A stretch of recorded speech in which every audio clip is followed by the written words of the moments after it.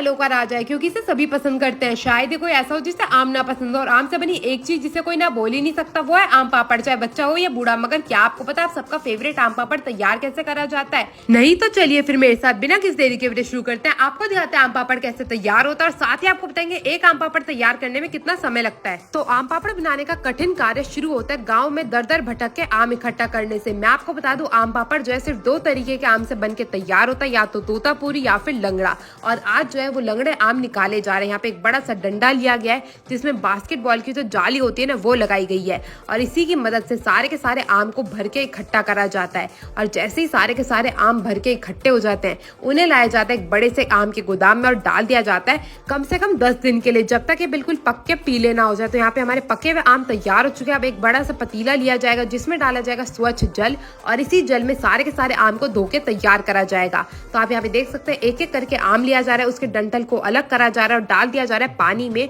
अब पानी में सारे के सारे आम को बिल्कुल बढ़िया तरीके से साफ करा जाएगा ताकि उसमें कोई भी गंदगी ना हो, मिट्टी ना हो। उन्हें निकाल के रख दिया जाएगा दूसरी बाल्टी में। अब इस बाल्टी में हर एक आम के टुकड़े करे जाएंगे। मैं आपको बता दूं आम पापड़ बनाने के लिए ना आम को भी बड़े स्टाइल से काटा जाता है। एक आम के चारों ओर से उसकी फाके निकाल के अलग कर ली जाती है, बगैर उन्हें गुठली से जोड़ के ही रखा जा रहा है। और आप जो ये मशीन देख रहे हैं ना, इसी मशीन में सारे के सारे आम से आम पापड़ तैयार करा जाएगा।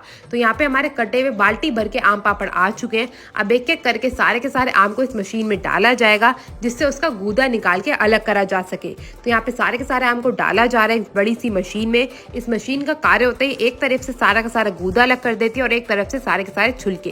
तो आप यहाँ पे देख सकते हैं सारे के सारे छिलके बाहर आते जा रहे हैं जिसमें बिल्कुल भी गूदा नहीं है। गुठली हो छिलके हो दोनों ही चीजें इस मशीन में अलग हो जाती हैं। एक तरफ से ये आता जा रहा है, दूसरी तरफ से हमारा आम का पल्प निकल के बाहर आता जा रहा है। और अगर आप लोग सोच रहे हैं जो इतना सारे छिलके और गुठली निकली इसका क्या होगा, तो गुठली से नए आम के पेड़ लगाए जाएंगे और ये जितने भी छिलके हैं उनसे बनाई जाएगी खटाई। तो आप यहाँ पे देख सकते हैं सारी की सारी चीजें बिल्कुल बढ़िया तरीके से अलग हो चुकी है और हमारे जो आम का रस निकला था उसका भी पतीला बिल्कुल भर के तैयार हो चुका है। अब इसमें डाली जाएगी ढेर सारी चीनी। जो आप ये चीनी का बिल्कुल भरा हुआ कट्टा देख रहे हैं ना, ये पूरा का पूरा इसमें डलने वाला है। भाई ये सुन के तो मैं हैरान ही रह गई थी, इतना मीठा होने के बाद भी खट्टा कैसे लग जाता है आम पापड़। तो आप यहाँ पे देख सकते हैं कट्टा खुल चुका है। इस कट्टे को सीधा का सीधा लिया जाएगा और पलट दिया जाएगा इस मैंगो प्यूरी में। और अब सबसे कठिन कार्य ये है इस चीनी को इस आम पल्प के साथ मिक्स कैसे करा जाए। तो उसके लिए बिल्कुल भैया जी ने ले लिए अपने दोनों हाथ और इसे बढ़िया तरीके से मिक्स करने का कार्यक्रम जो है वो शुरू कर दिया गया है। इसे बिल्कुल ऐसे घुमा घुमा के मिक्स करा जाएगा जब तक चीनी की सारी गांठें इस आम में मिक्स ना हो जाए। तो अंकल जी भी लग गए और जैसी चीनी की सारी गांठें मिक्स होकर तैयार हो जाएंगी आम पल्प के साथ, इसका जो रेशा है इसको निकाल लिया जाएगा बड़ी बड़ी बाल्टियों में।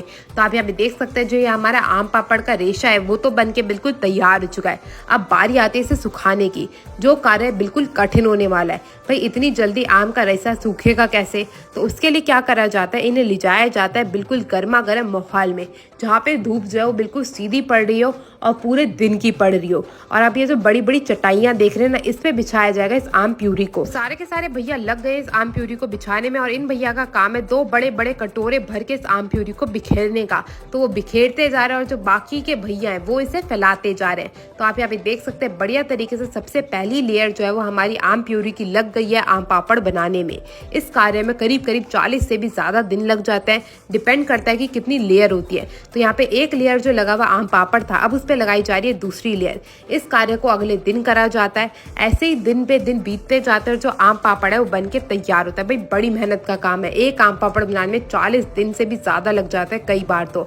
और अगर बारिश पड़ जाए तो सारा का सारा माल हो जाता है बिल्कुल खराब, क्योंकि इसे रात दिन ऐसे ही पड़े रहने देते हैं तभी ये बिल्कुल बढ़िया तरीके से सूख के तैयार हो पाता है। मैं आपको बता दूं आम पापड़ बनाना बहुत ही कठिन है क्योंकि आपको पूरे दिन की धूप झेलनी होती है, इसे ऐसे ही फैलाना होता है, जिस कार्य में आपकी कितनी मेहनत लगती होगी ये तो आप लोग सोच ही सकते हैं। अब जो ये आपके सामने ये 35 दिन पुराना आम पापड़ है जिसके ऊपर एक एक कटोरा भर के आम का पल्प डाला जाएगा और उसे बढ़िया तरीके से फैला के तैयार करा जाएगा। और जैसे ही फिर 40 दिन बीत जाएंगे इस कार्य को करते करते हमारा आम पापड़ जो है वो बन के तैयार हो जाएगा।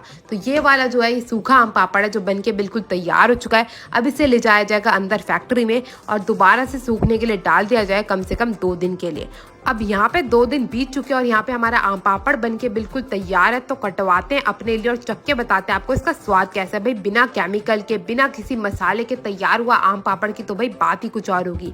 और ऊपर से खेत के ताजे आम हो तो भैया क्या ही कहने। आप यहाँ पे देख सकते हैं हमारा आम पापड़ बिल्कुल बढ़िया तरीके से बनके तैयार हो चुका है। भैया मैंने इसे चखा और मेरे को तो बहुत ही मजा आ गया इसे खा के। अगर आपको भी पसंद है तो जरूर बताइएगा। मैं मिलती हूँ अगली वीडियो में, तब तक के लिए टेक केयर, गुड बाय।